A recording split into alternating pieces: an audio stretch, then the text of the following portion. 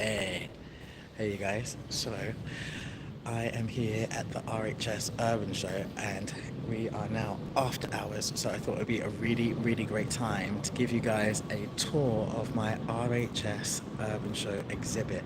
I haven't really had time to film any individual content, so I thought let me just kill two birds with one stone and give you a live tour of this space. So, let me flip this around. And so what you're seeing here is the entrance to Cloudscape. And Cloudscape is the name of my fictional development that I've created. And this is supposed to represent what these new builds could look like in the future. So when we think about these brand new skyscrapers that we see coming up all over the city, I would love for there to be some conversations about how these developers could start to encourage their residents to use their small spaces to garden, but also start planting better as well. So let me show you the first of my 7 gardens. Now, what we have here are 4 balconies. So these 4 balconies I co-designed with students from Manchester Metropolitan. See you later. See ya. So yeah, 4 balconies that I co-designed with Manchester Metropolitan University. They face north, east, south and west. And if you look at the lighting is a lot brighter on this side, and that's because that side of my development is in sun and that side of my development is in shade. So it is a tale of two halves. So the first garden is a north-facing balcony, and interestingly, none of the students that I co-designed this space with have got any form of horticultural experience whatsoever. In fact, they come from all over campus. So they are illustrators, they are architects, they are in law, they're interior designers. So over the past 2 months or so, we've been doing workshops and lessons, and I've been teaching them the differences between annuals and perennials and how to design a space. And they've ended up creating some really fantastic spaces.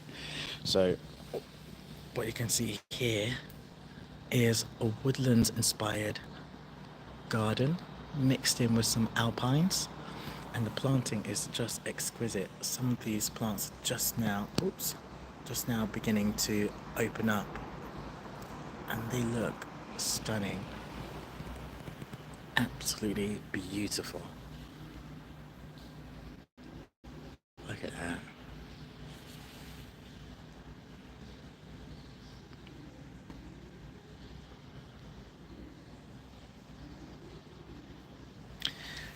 And then what you see here is almost like a living wall. And if you look underneath, you'll see actually it's string underneath. And on the top here, you'll see some holes. And so the idea is as it rains, the rain will trickle through those holes and will slowly water all of these plants, and any leftover water will collect right at the bottom there in the pond reservoir. And then we have some pond plants in there too that will soak up some of the nutrients. And this garden is designed for somebody who wanted to use their balcony as a real tranquil space, and this person happens to be into yoga and painting. Garden number 2. This is designed for a foreign exchange student who has moved over to Manchester and has decided to live in the Cloudscape development. And what she has done is she wanted to have a slice of home here in Manchester. So she has grown her own food. So we have wasabi, bless me, wasabi, nasturtiums. We've got loads of edibles here. And the students course, because they've got £500, they've had like very, very rustic, but they built these out of pallets, got added in bits here of. Perfect, thank you. They've got this beautiful little bird nest there, and it looks really stunning. And then we've got this one here, which happens to be the south-facing balcony, and this one is essentially Mediterranean planting. And because it's sunny and it gets a lot of heat and a lot of light, they opted for a Mediterranean planting because the climate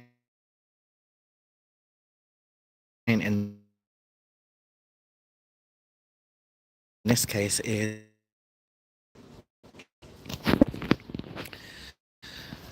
and they've even created this irrigation system. So there's this funnel will go into the funnel, sorry, it will go into the water butt here.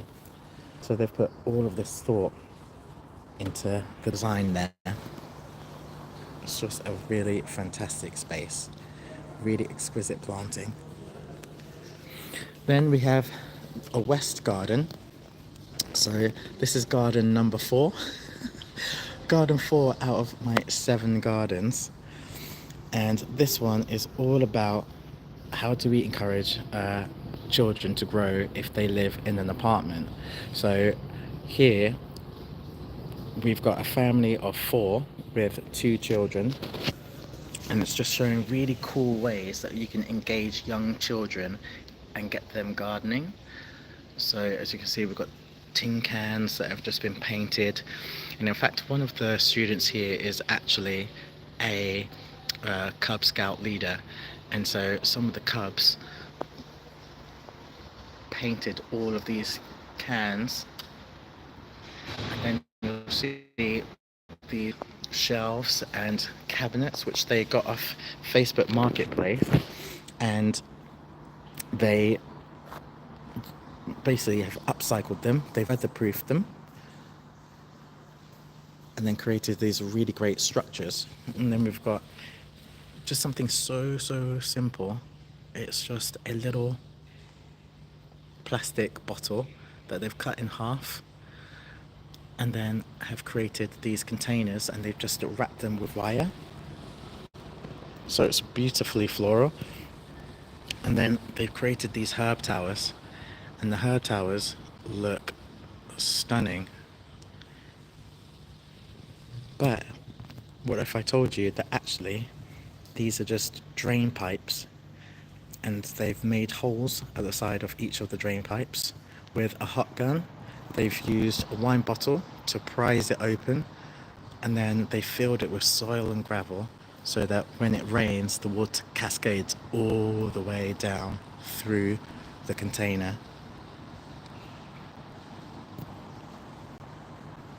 Which I think is an amazing idea.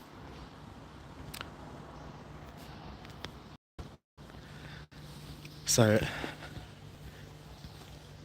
just in case you've forgotten, all 4 of those balconies were designed by students, and these students, they have no horticultural experience whatsoever. They have a budget of £500 to do it, and I was really clear that actually £500 is, even nowadays, even in the middle of a cost of living crisis, is a lot of money, but it's more reasonable than some of the big flower shows, because the budgets for some of those gardens could be up to £50,000-£20,000, and I didn't want to come to Manchester and do that.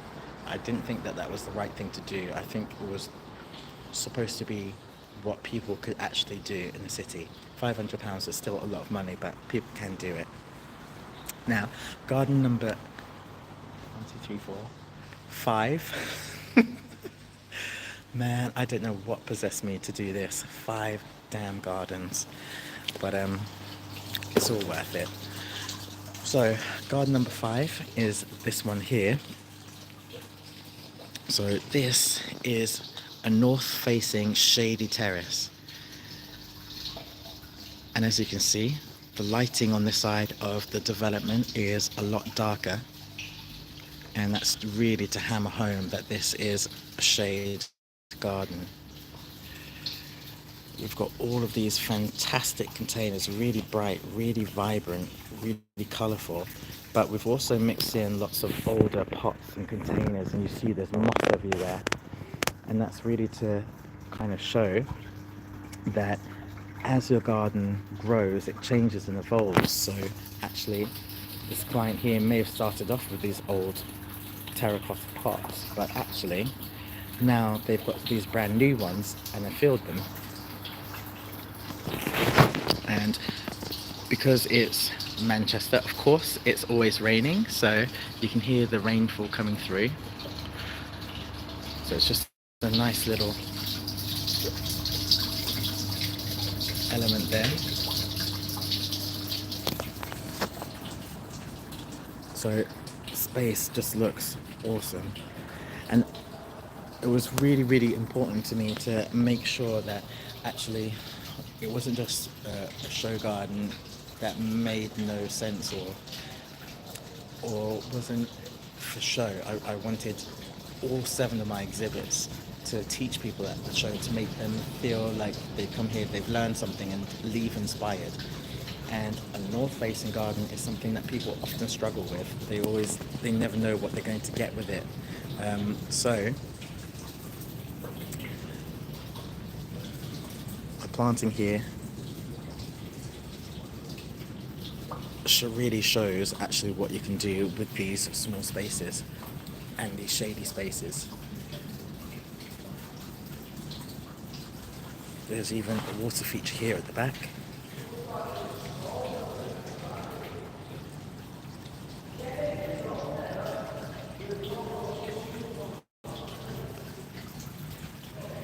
And of course, you can't have a real garden without including wildlife. So this wildlife structure is absolutely amazing. Now, the team here at Knockcuts have been building this garden at the garden centre over the past month and a half, and we've been working together to really age it and bring it to life. But this whole garden is somewhere where I think all of us would love to just sit out and enjoy. I think it's really, really tremendous.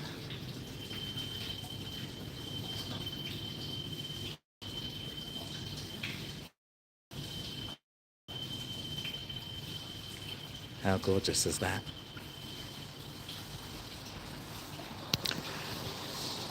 Okay, and then garden number 6.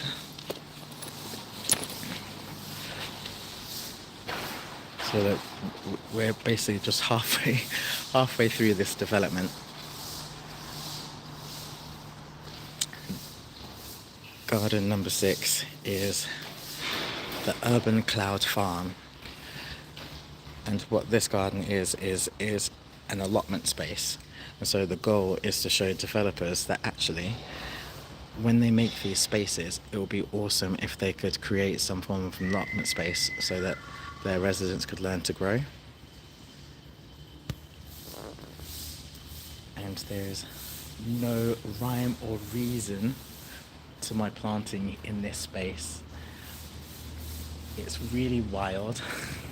It is labelled. So we've labelled things. But when you think about an allotment isn't perfect. It's not picture perfect. It's rough. There's just little details in here that I love. So things like these pansies and violas, they've just crept up all over the place. We've got wasabi growing by the pond. The pond looks absolutely awesome. And then we've got this clematis, which is just opening up. Wow, look at you. Wow, oh, how amazing. I've been waiting for it to flower.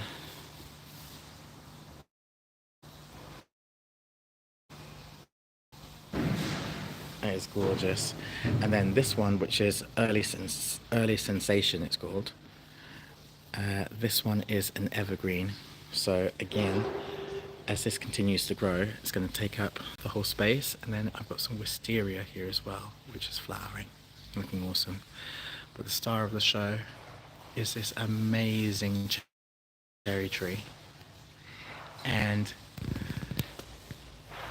confession time, that cherry tree wasn't actually on the planting list.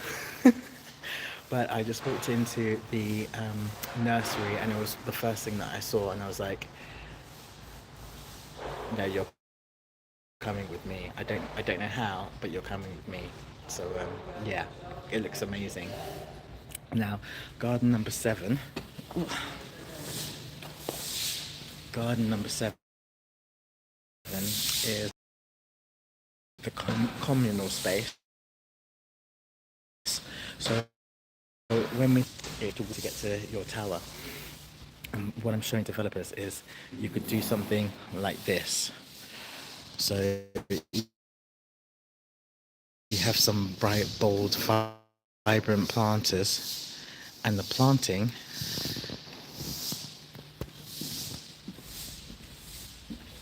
instead of the boring plants that they normally use, we've got things like this giant acer, and it's got so much structure to it, height. I created this pergola here, and we've got wire coming down so that we can grow things up vertically, and in time you can just imagine that would wrap around the pergola. And this jasmine, when it flowers, if you imagine it in a couple of years' time, it would be like a wall of white flowers. It would look absolutely awesome. And then my absolute favorite part of this garden happens to be this rhododendron. Look at how stunning this guy is. I wasn't sure, this has been a trust the process moment, because actually when he first flowers he looks like this, but over time it comes out looking like that.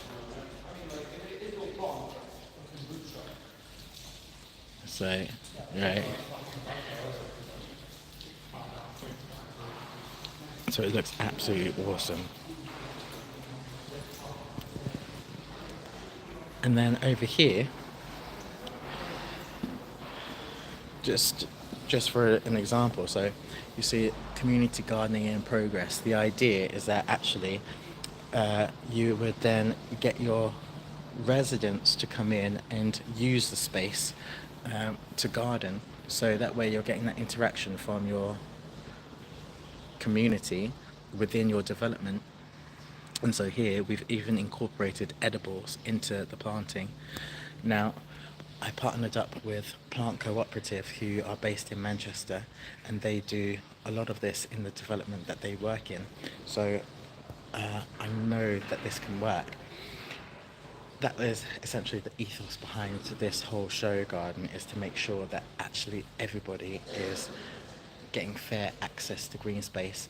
I am able to work with developers, help change their mindsets, and we can get local authorities and developers on board and make a whole greener city. So yeah, that is my Cloudscape development. Anyway, I hope that has been useful to you.